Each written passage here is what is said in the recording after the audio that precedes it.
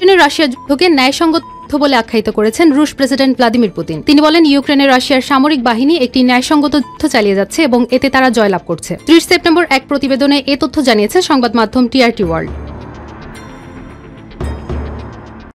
এর আগে ক্রেমলিনের ওয়েবসাইটে প্রকাশিত এক ভিডিও বার্তায় পুতিন বলেন, আমাদের যোদ্ধা ও কমান্ডাররা আক্রমণ চালিয়ে যাচ্ছেন এবং পুরো দেশ সমগ্র রাশিয়া এই ন্যায়সঙ্গত যুদ্ধে লড়ছে। তিনি আরো বলেন, আমরা একসঙ্গে মাতৃভূমির প্রতি ভালোবাসা এবং আমাদের ঐতিহাসিক ঐক্য রক্ষা করছি। আমরা লড়ছি এবং জয়লাভ করছি। যুক্তরাষ্ট্রের প্রেসিডেন্ট ডোনাল্ড ট্রাম্প এই সংঘাত বন্ধে কূটনৈতিক প্রচেষ্টা চালানোর পরেও দীর্ঘ 2.5 বছর ধরে চলা কোনো শেষ দেখা যাচ্ছে না। তিনি এ নিয়ে আলাদাভাবে পুতিন, ইউক্রেনের প্রেসিডেন্ট ভলোদিমির জেলেনস্কি এবং ইউরোপীয় নেতাদের সঙ্গে বৈঠক করেছেন। ওপেন সোর্স যুদ্ধক্ষেত্রের মানচিত্র অনুযায়ী রাশিয়া বর্তমানে ইউক্রেনের প্রায় 1,14,500 বর্গ কিলোমিটার এলাকা নিয়ন্ত্রণ করছে, যা দেশের মোট ভূখণ্ডের প্রায় 19%। এর মধ্যে ক্রিমিয়া উপদ্বীপ এবং পূর্ব ও দক্ষিণ পূর্বাঞ্চলের বড় অংশও রয়েছে।